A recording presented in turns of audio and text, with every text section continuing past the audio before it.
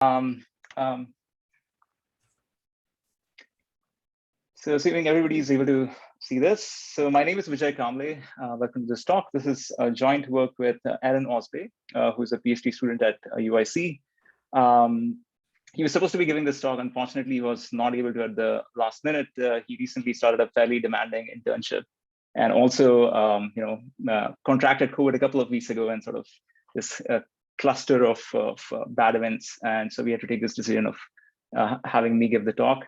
But like majority of the work on this paper is by Eren. So if you have any difficult questions, I would definitely ask you to throw them towards Eren.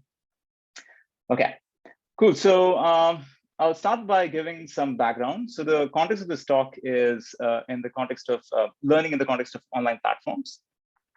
And so the premise is the following. If you think about value providing entities on these online platforms, like for instance, sellers or service providers, they typically undergo payoff relevant state evolution over the course of their lifetime on the platform. And this state evolution could be in terms of, for instance, what we know about these entities in a way that changes our expectation of how much value they're going to provide, right? And so here's an example, a restaurant comes in on Yelp. Initially, we don't know anything about that restaurant. But as time goes on, customers go to that restaurant and write reviews. And so over time, we learn about that restaurant in a way that also changes our expectation of how much value we're going to derive from that restaurant. Like eventually, it'll either become a 3.5-star restaurant or a 4-star restaurant. Another example of payoff relevant state evolution is when the ability of these service providers changes over time. So their ability of providing value changes over time, which is probably the case, for instance, in labor platforms where workers get better at their job as they do more jobs. Okay. Now, from the perspective of the platform, facilitating this sort of state evolution is really crucial, right? Because from the perspective of the platform, what they want is a large pool of high quality entities operating on the platform. And in order to get this pool of high quality entities, they need to enable this evolution. They need to make sure that these new entities are undergoing the state evolution to become a known high quality entity. Okay.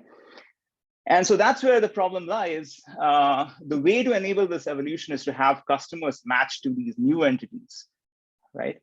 And customers are not really going to be willing to do that. Given a choice between matching to a high quality entity, a known high quality entity, and some new entity whose payoff is uncertain or low, the customers are always going to choose for high quality entities.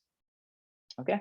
And so this is a fairly well recognized problem in the context of platform. It's known as the problem of incentivizing exploration. How do you incentivize customers to take these exploratory actions where naturally they are more keen to sort of exploit? This problem has been studied in the literature as a principal agent problem, where works have looked at the operational problem of designing incentives for these customers so that they take exploratory actions. These incentives could be explicit incentives in the form of payments or rewards. Or more recently, people have also looked at other operational levers. For instance, how do you design the information that is available to the customers so that given that information, it's in their best interest to take these exploratory actions? Yeah, so that's what has been done so far. What we are trying to do in this work is we are trying to understand this problem in the market environment. We are trying to see if this problem survives when you account for competitive forces in the market. Could it be that the competition in the market actually solves this problem for you? Okay.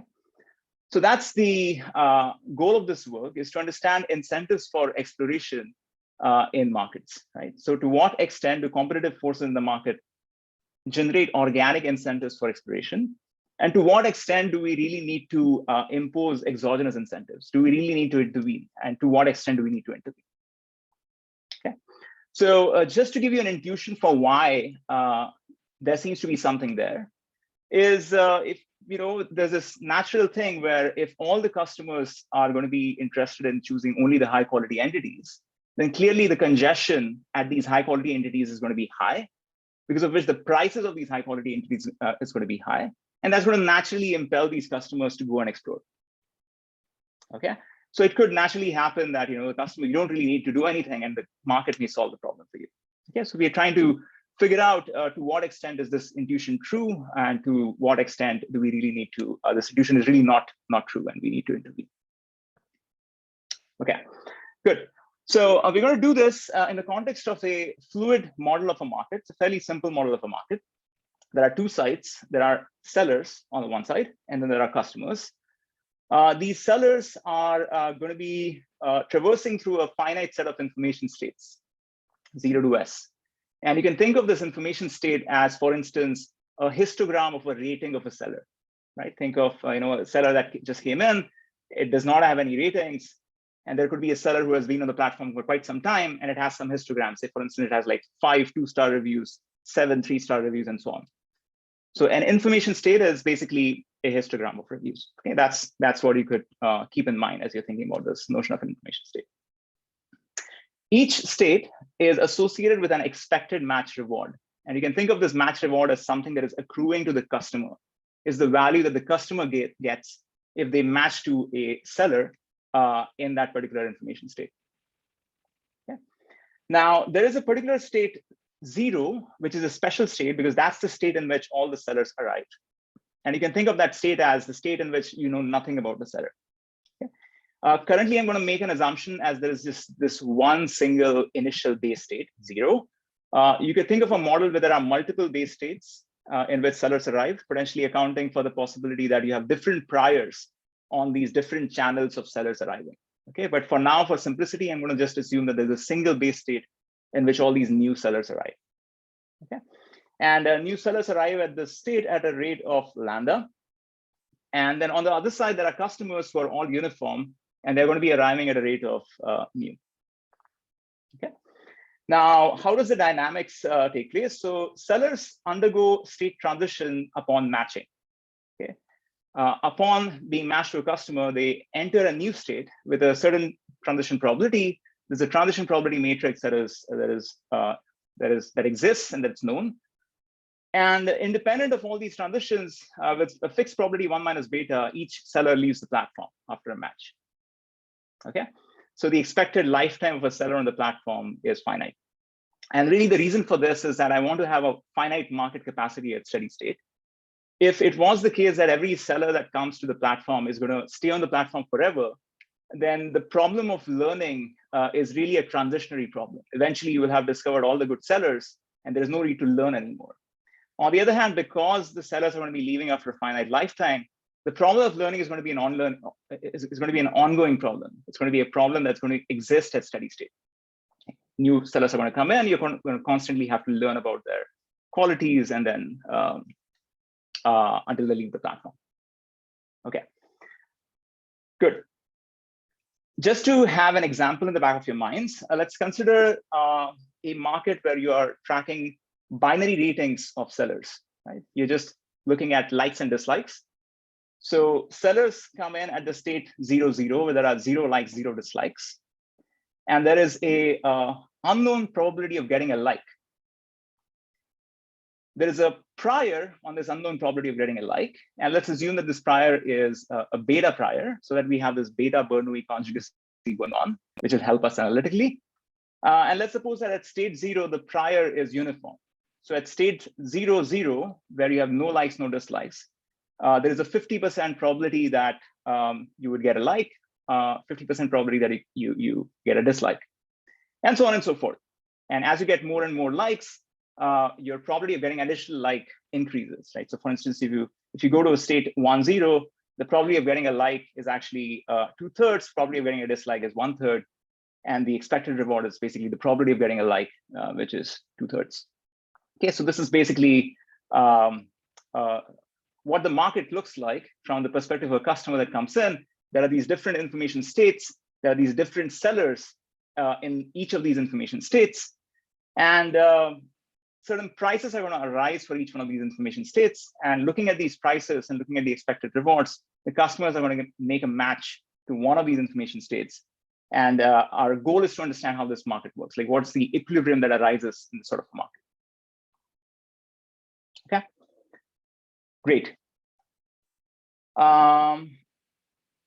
So before we get to talking about market outcomes or a market equilibrium, let's think about what is the benchmark optimization problem that the platform would be solving if the platform was making matches in a centralized fashion, right? So let's consider the goal of optimizing the reward rate, which is basically maximizing the social welfare. And let's look at what this optimization problem looks like, right? Suppose X of S is the rate at which you match at state S. So the goal of optimizing the reward rate is going to be the following. You sum over all states S, XS times RS, which is the total reward rate across all states. And there are certain natural constraints that you have on these match rates. Okay. The first constraint is the customer flow constraint, which just says that the total match rate across all these states has to be less than the rate at which customers are coming in. That's mu. Okay, it's a very simple standard constraint. Now, the second constraint is a flow conservation constraint at each state S. And this is really a crucial constraint for the rest of this talk. Okay? And what this constraint is saying is that the inflow into each state has to be larger than the outflow. Okay. So what's the outflow of entities from state S? That's exactly the match rate X of S. That's the rate at which you're matching at state S, and that's the rate at which entities are exiting state S. And that has to be less than the inflow into state S, inflow of entities into state S. So what's this inflow? If you are in state 0, then you have this exogenous inflow of lambda coming in. Okay. But then on top of it, irrespective of what state you are in, there is a certain inflow that's coming in from the fact that you're matching at all these different states, which is leading to transitions into this particular state S. Okay. So those are the two key components of the inflow. And what you need is that the outflow has to be less than or equal to inflow. Okay. And finally, the match rate has to be greater than or equal to 0. So that's the optimization problem that you would be solving if you were controlling the matchings in a centralized fashion. Okay. Now, it's instructive to look at the optimality conditions of this optimization problem so that we can later compare it to the market equilibrium conditions. And that's what I'm going to do now. In order to do that, I'm going to introduce this dual variable gamma S associated with this flow conservation constraint at state S. So gamma S is this dual variable associated with this constraint. Okay. Now, what are the optimality conditions? These are the KKT optimality conditions. An optimal matching rule X star and dual variable gamma star are such that they satisfy the following three conditions. So the first condition is the optimality condition, which says that the optimal matching rule needs to be a best response to certain price adjusted payoffs. Right? So there's a payoff associated with each state, which is R of S. It gets adjusted by an effective price. And the optimal matching rule should be such that this price adjusted payoff is maximized. So if there's a positive match rate at a particular state S, it needs to be a particular state which has the highest price adjusted payoff. Okay. Now let's think about what the price adjustment is. What is this effective price adjustment? It has two components. It has this first component, which is just gamma star S, which is the shadow price associated with that state S. And this is a standard congestion price. This just captures the congestion externality at that local state S. Just demand supply imbalance at that particular state S. It's a very standard congestion price. Now, what is interesting is this second term, which is an incentive. And what this term is saying is that irrespective of the fact that potentially the reward at state S is low or the congestion price at state S is high, you may still want to encourage matchings to state S if those matchings are going to lead to inflows into other states which are highly congested. Okay, these are other states where the local congestion price is high. And this is really an incentive for exploration. It's just saying that you may want to match to a low reward state because that is going to lead to a potential for higher quality, higher reward matches in the future. Okay, and so that is nicely being sort of captured in these optimality conditions here. Then you have the standard feasibility condition, which is the flow conservation constraint, and the complementary slackness condition, which is just saying that if your local congestion price, if your shadow price at state S is positive, it better be the case that the inflow is equal to the outflow. Okay, it's the price at which the market clears locally at the state S. Okay. Now, the question is, do you really expect this sort of an outcome arising at a market equilibrium? So to see this, first thing to notice is that this effective price can actually be negative. Right? It could be the case that the exploration incentive completely overpowers the congestion price, because of which the price could be negative, in which case, basically, the sellers are making payments to the customers to encourage matchings. Now, the question is if you expect sellers to be farsighted and rational enough to be able to anticipate future payoffs and account for those future payoffs by offering a discount or essentially pricing below cost, or pricing negative in the current state. So on the one hand, if that is really true, then potentially incentivizing expiration may not be that big a problem. Okay. On the other hand, the goal of this work is to study situations in which market solves the problem of incentivizing expiration, despite the possibility that all of the market participants are myopic. Customers as well as the sellers are myopic. So that leads to this definition of a local market equilibrium, where with each state S, there's a single price, a single non-negative price, gamma E of S, associated with that state. Now, this price is non-negative, accounting for the possibility that potentially A, the seller is not able to anticipate the future payoff, or B, seller is potentially able to anticipate the future payoff, but is not willing to set a negative price, is not willing to set a price which is below cost. Okay, so it's truly the right notion of equilibrium to study if you want to see what happens in a market where everybody is myopic, the sellers are myopic and the customers are myopic. Okay, everything else remains the same. It's just that you have a single price associated with each state, which is non-negative. The matching rule at this local market equilibrium needs to be a best response to this price-adjusted payoffs, where the price adjustment is just by this single price. Then you have the feasibility constraint and the complementary slackness constraint, which just remains the same. Okay. Now, one another way of motivating this local market equilibrium is to see this as an outcome of a local congestion-based pricing mechanism. Okay. If you think about all these states, 0 to S, at any given point in time, there's going to be a certain availability level of entities in these states, right? So I'm going to call these availabilities as Qi of t, which is essentially the Q length of sellers in each one of these states. And you can define the price associated with each state as a function of the Q length, the local availability at that state. And as long as you define this price to be inversely proportional to the availability levels, in the paper, we consider a linear dependence. And you have the customers make a utility maximizing choice across these different states. So essentially, the customer is going to choose the state which has the highest value of the payoff minus this price adjustment. And if you look at the dynamics that arises, the dynamics of the prices that arises because of this sort of mechanism, then you can show that the local market equilibrium is an equilibrium point of the resulting dynamics. So essentially what we're doing is we are having these prices be dependent on the local congestion levels. And so the study of a local market equilibrium is essentially the study of to what extent does local congestion generate organic incentives for exploration without explicitly accounting for these flows across the different states. Okay.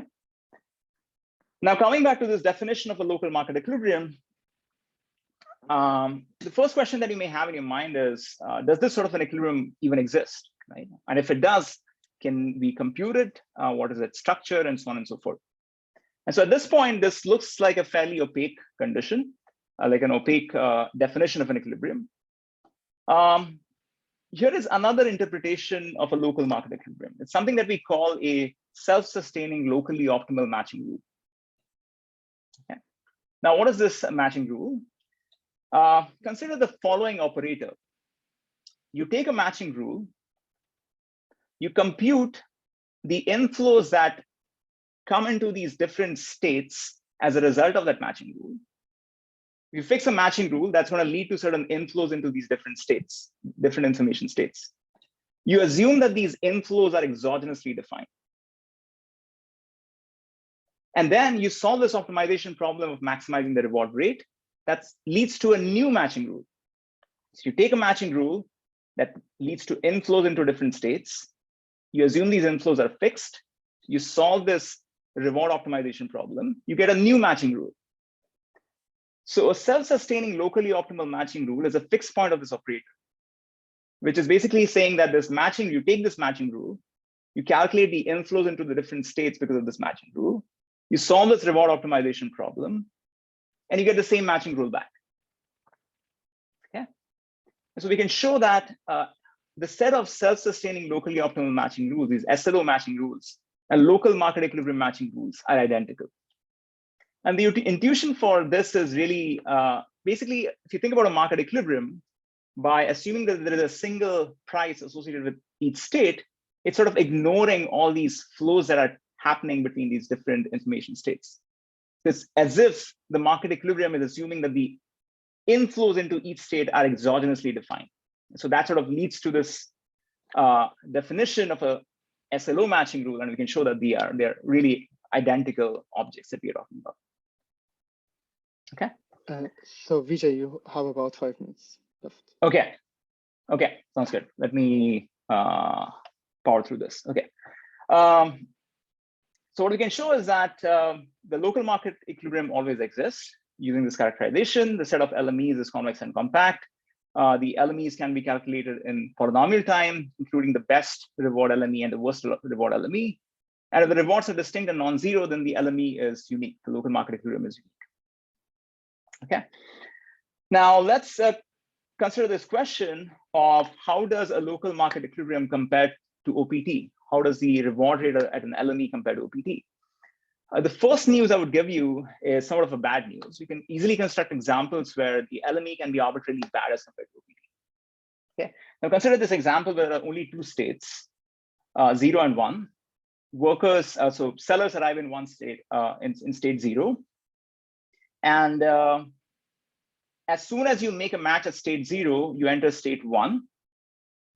In state 0, the reward is -half. As soon as you enter state 1, the reward starts becoming 1, and then you stay in state 1 forever.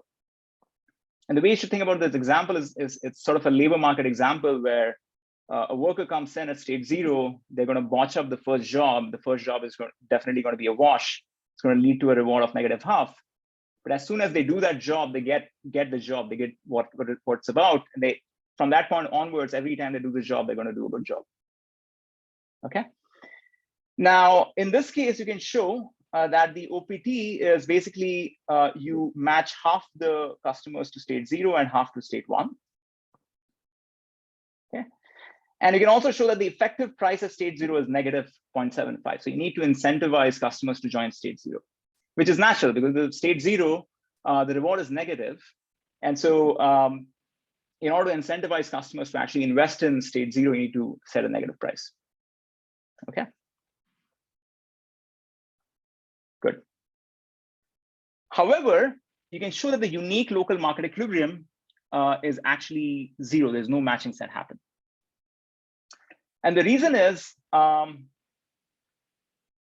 if you think about an SLO matching rule, it's going to be an optimal matching rule, assuming inflows into these different states are clamped. Inflows in these different states are exogenously set. And if the inflows in state 0 and state 1 are exogenously set, and you try to maximize the reward, try to find the matching rule that maximizes the reward, there's going to be no match at state 0 because the reward at state 0 is -half. So you're not going to be matching any customers to state 0. And because you're not going to be matching any customers to state 0, there's going to be no inflow into state 1. So essentially the market completely collapses. Okay. And in fact, you can show that in any market instance where the base state has a negative reward, which is basically to say that the reward at state 0 is less than the outside option, then the unique self-sustaining locally optimal matching rule, an LME matching rule, is just complete market collapse. Okay. However, there's a large class of instances, which is what we call monotonic and linear instances, where linearity refers to the fact that the state transition process follows a birth-death process. You either advance a state or retreat a state. And monotonicity refers to the fact that the rewards are either increasing with the state or decreasing with the state. So for these kinds of instances, irrespective of what these forward transition and backward transition probabilities are, you can show that the local market equilibrium is unique and it corresponds to the optimal matching rule. Okay. So just going back to this example that I had with just two states.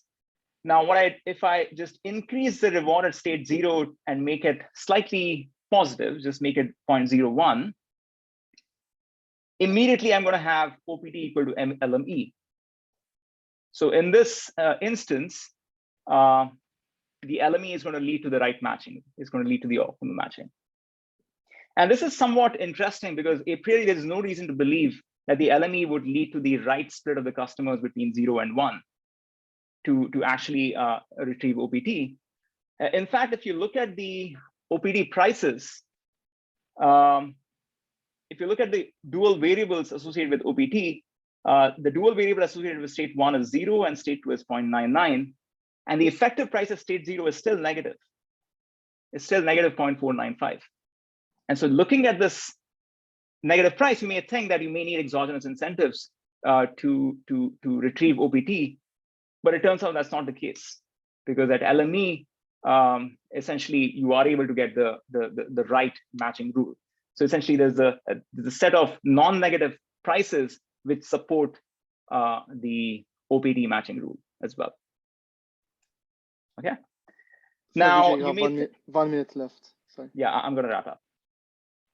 So one may think that the sort of result for monotonic and linear instances can potentially extend to tree instances, where your state transition process is essentially a Markov chain with a tree-like structure. And if you assume that the rewards are either monotonically increasing or decreasing along each path, then you may get the same result back. It turns out that's not the case. And here is another example where essentially workers come in at state 0 with probability half. They are good workers with probability half. So this should be half. With probability half, they are good workers and they are going to get a reward of 0.5 all the time after that. And with probability half, there are bad workers, in which case they're going to get a reward of 0.2 all the time. In this case, the OPT does not have customers match at state 2 at all. So X2 star is going to be 0. So all the matching that happens at state 0 and state 1. So basically you generate enough matchings at state 0 to be able to have a lot of matchings in state 1. The LME is going to underinvest in state 0 and overinvest in state 2. So this is exactly where the intuition breaks down, where yes, the price associated with state 1 is going to be high, and that's going to be leading these customers to explore elsewhere. But you want them to explore at state 0, but they don't do that. They also explore at state 2. Okay, which is what you don't want them to do. Okay, so let me just stop here. In conclusion, we provide a framework to study incentives for exploration at market equilibrium. And this framework can be useful to understand in what situations do you really need exogenous incentives to incentivize exploration, and to what extent does market forces already generate adequate incentives for the same. And there are a few open questions. There are implications to market design. So there are, what kind of market structures do you want to induce so as to get good market outcomes? There's also a question about what kind of bounds can we prove on the LME versus the OPT ratio. Imbalance-based bounds are easy. Bounds depending on market imbalance are easy, but bounds depending on the market structure are somewhat tricky. And so those are a couple of really interesting questions that we can tackle based on this work. So let me stop here. Sorry for going over time. I don't know what the next steps are. I'm happy to take any questions. All right. The next step is thanking the speaker. Thank you. All right. Thanks for the great talk. In the interest of time, we're going to skip the questions and jump directly to the discussion. Yeah. Maybe at the end of the discussion, there'll be time for questions. So Vahideh, with that, the floor is yours. Looking forward to listening to your discussion.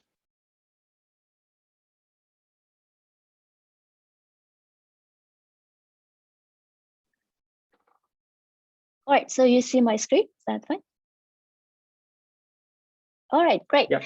So hi, everyone. I want to start first by thanking the organizers for putting together such an amazing program. I really enjoyed the conference so far. So thank you to Rene, Rod, and also Ozan. Also, let me congratulate Vijay and Eren on their very nice work. I really enjoyed reading their paper, and it was quite thought-provoking. I have not stopped thinking about it since I read it last week. And it is my pleasure to just say a few words about their work. So let me start by first talking about the kind of the theme of the work and then highlight some of the results that I found most intriguing. So the theme of this paper is decentralized exploration. Now we do have a rich literature in multi-arm bandit in which we know how to trade off exploration and exploitation. But in the classic setting, usually there is a central controller who decides which arm to pull next. Now, in modern applications, such as in online platforms, usually we crowdsource information gathering to customers. Okay, so we are not the one pulling arms. There are customers who need to gather information from us. And this presents the challenge of incentivizing customers. So I'll try to explain this using a simple example from the world of restaurants. Let's say Yelp.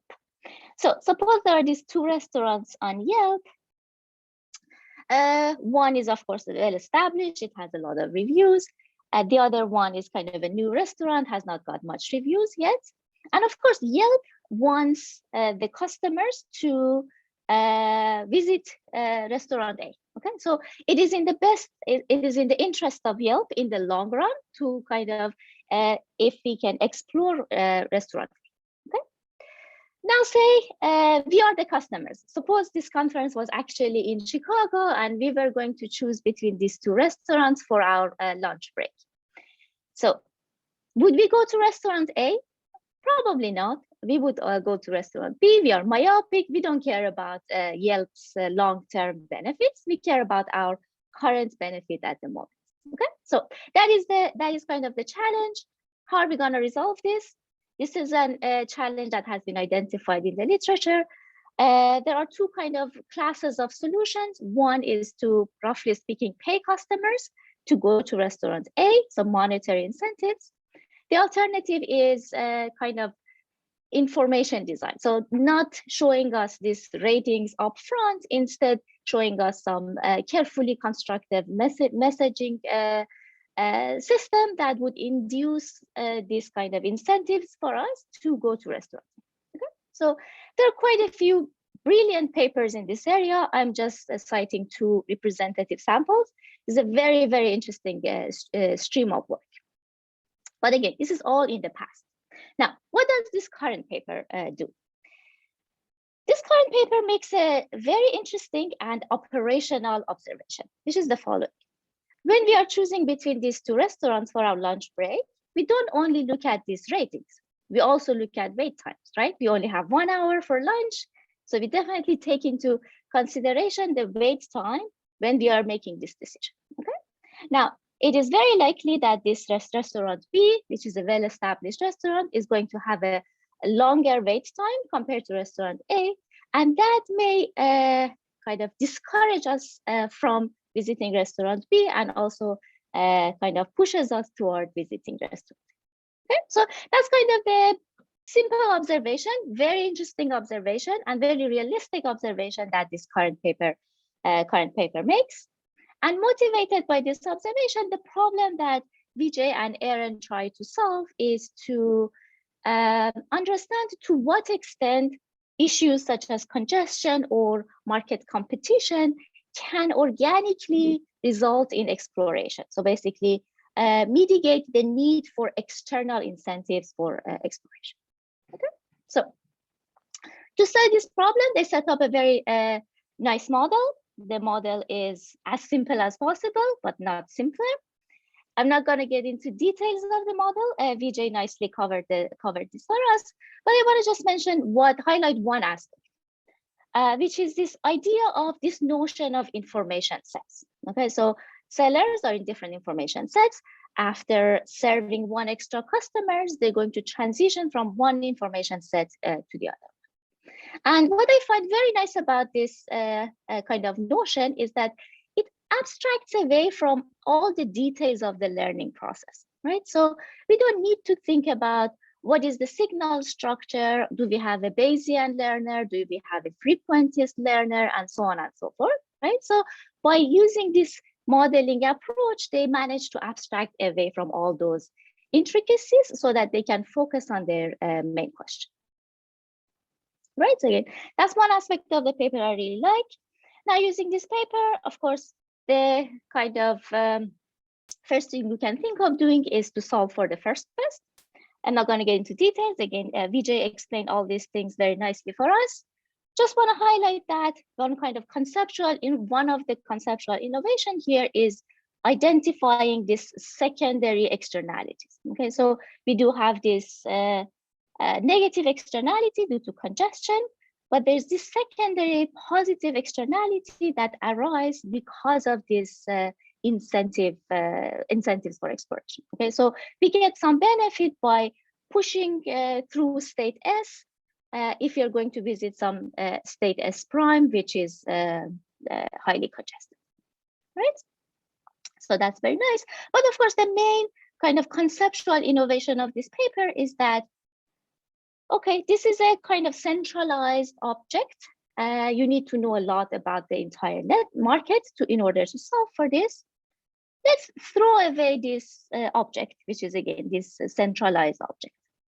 So if I throw away this exploration incentives, I get another kind of optimization problem that arises that gives rise to this notion of local market equilibrium.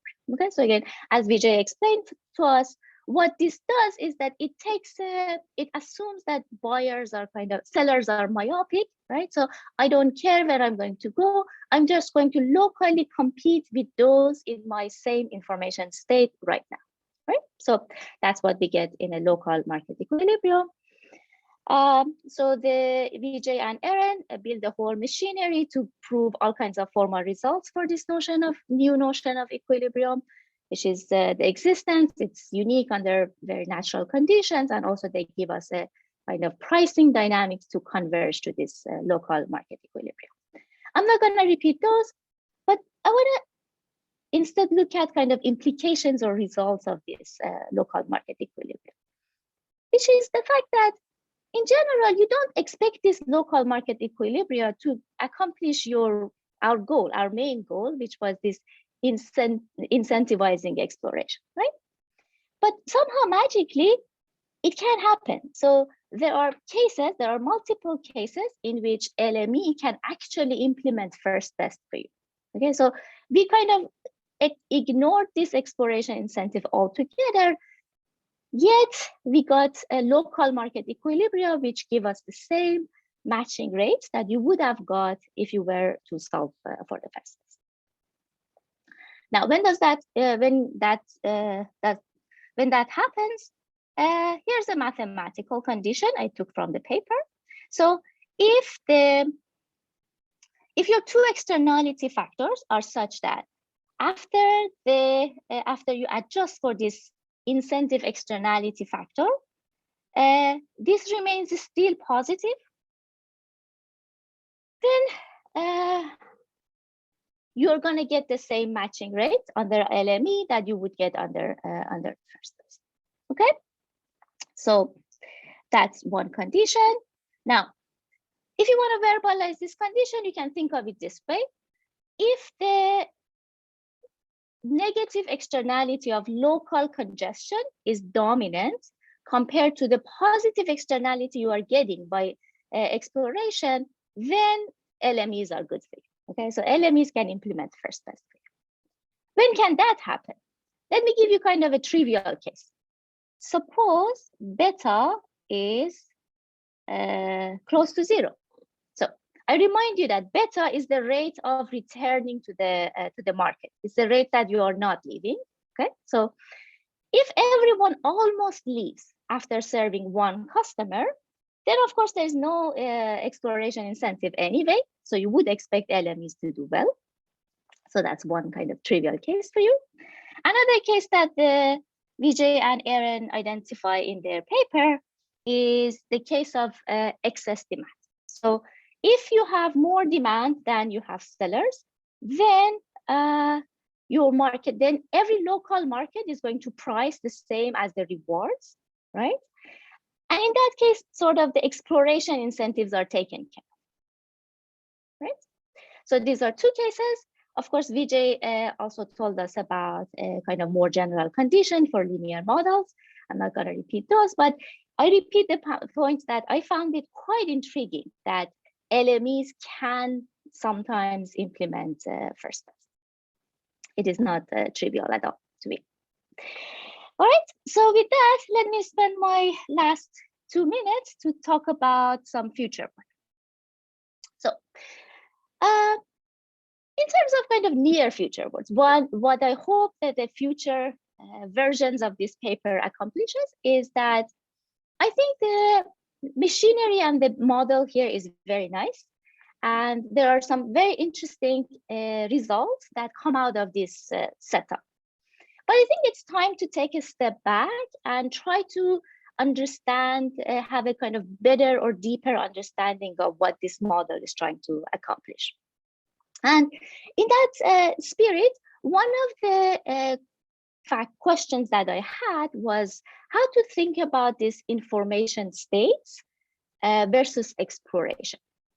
Now, let me use the example that Vijay used for linear models to kind of clarify my question. So if I look at this linear model, being in a state 0 does not mean that I am not explored enough, right? I could come back to state 0 many times, right? So there is not exactly a one-to-one mapping in being underexplored and being in, let's say, state 0 or one of the other low states, right? So maybe there are ways to impose conditions to make a better mapping between exploration and the information states. And also along the same line, the base model, as Vijay says, starts with having only flows of sellers to state 0. Now, I think we can, there's no reason not to have flows to other states. So for example, you may have some prior information about the workers or the sellers, and that would result in having flows to other states. And I think with that, the kind of impossibility result for market failure result may actually break. And that may open up some new directions for showing how useful LMEs can be. All right, so these are kind of, I think, some immediate research directions. In terms of more kind of far future, meaning that questions for follow-up papers, not this paper, it would be interesting to look at a setting when we have heterogeneous customers. So we could have segments of customers that are not willing to match with certain information states. It would be interesting to include those. I think the model easily generalizes and would be interesting to see the implications. And also, as Vijay showed us, sometimes having external incentives is needed, right? We need to have external incentives. So it would be interesting to see if we can use the current model as kind of a building block in order to design those external incentives as well. Right? But again, these are more for follow-up papers, not this one. This paper already accomplishes quite a bit. Again, I reiterate that I enjoyed reading it, and I look forward to reading the future version. Thank you. All right, let's thank Vahideh.